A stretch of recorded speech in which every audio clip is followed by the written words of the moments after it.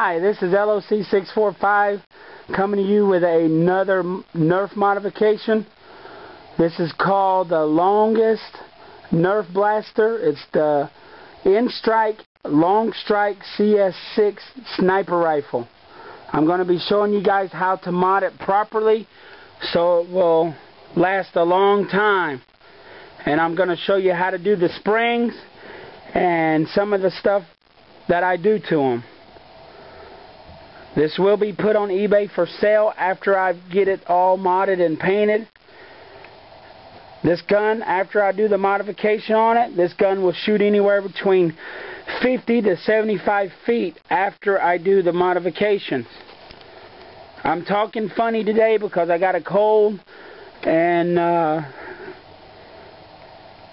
this is the gun. I'm going to show you guys how to do it properly. I bought this gun from Singapore.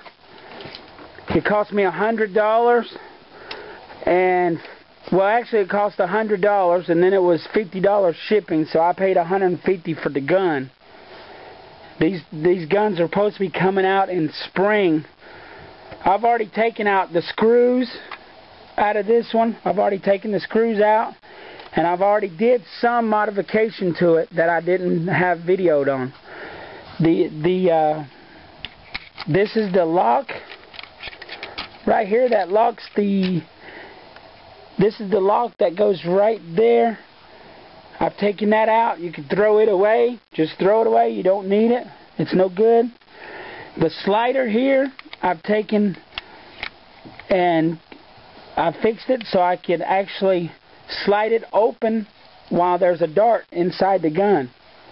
All you got to do is cut this area right here. You just trim it down, and it will open anytime you want during gunplay.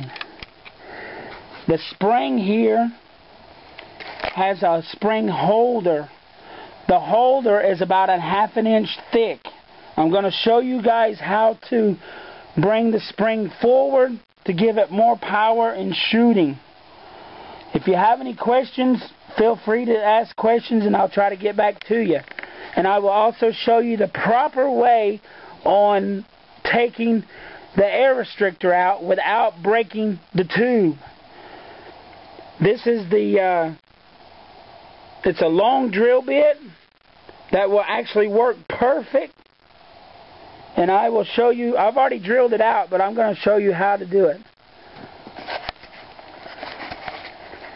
This is the spring holder right here. I advise you to use a screwdriver, because if you use electric drill like this, you can strip out the holes and the screws will not go back in. So I'm going to use this to take the screws out, but I recommend for you to use a screwdriver to put the screws back in, because you don't want to over tighten it. If you over tighten it, it's not going to work very well. This is the spring holder, and as you can see, I've already did the modification to it. I've taken some PVC tubing and I had cut it off so it fits inside the housing, so it brings the spring out, so it gives the spring more power. See how that fits right inside there? Now when the spring is compressed, it would give it more power, a ½ an inch more power. So this gun will shoot, it's probably going to shoot between 50 to 75 feet after I get done. If you look inside here, this is the plunger. This is the same plunger that's inside the front pistol of the long shot. This plunger is about 4 inches long, and it's pretty good. And if you look inside here, I've already drilled out the hole for the air restrictor with the long drill bit. So you just take the drill bit and you just stick it right in there, line it up, drill it out, and that's all you have to do. Nothing else. The hole is not that very big, with all the air would go through and force it out. How many minutes do we have? Because we only allow 10 minutes. Okay, I'm going to put the gun back together. I've already did the modifications to it. I drilled out the air restrictor.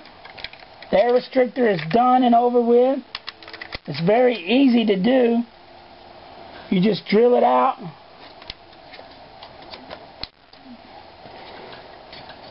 You don't even have to take nothing apart. You just take the drill bit, stick it in there and drill it out. That's it. That's all you do. Now I'm going to put the plunger back together. The O-ring, I was going to change out the O-ring on this to give it more air, but this O-ring is fine. I wouldn't even mess with it. Just put this plunger back in just like this. It goes in the slot. This is the spring releaser. You just stick that back in there, like so.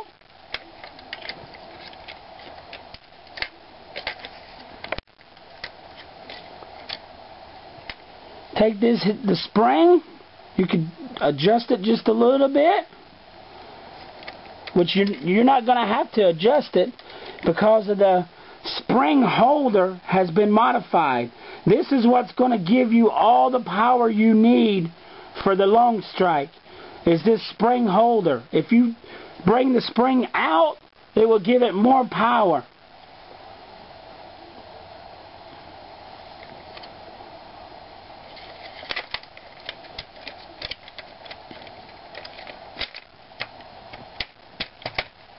See how that fits right in there? You don't have to switch the springs. You can still use the same spring. Use a screwdriver, a Phillips head screwdriver, to put the screws back in.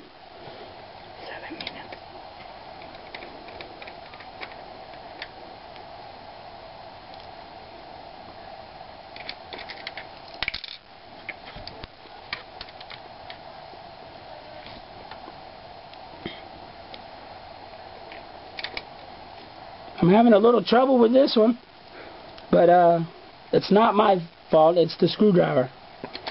I don't usually use screwdrivers, but I'm showing you guys how to use the screwdriver because you don't want to over tighten this, and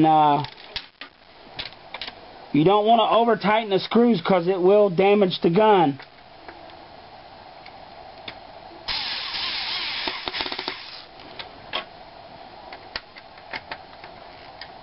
Okay, I got that back together.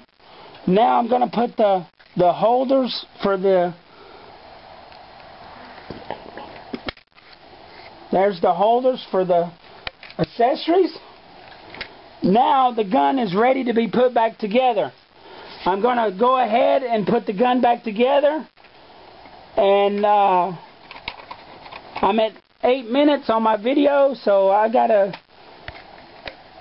This is it right here. I'm going to do a part 2 of the video on shooting the gun, and then I'll be back to show you how to paint and mod the gun. But here it is.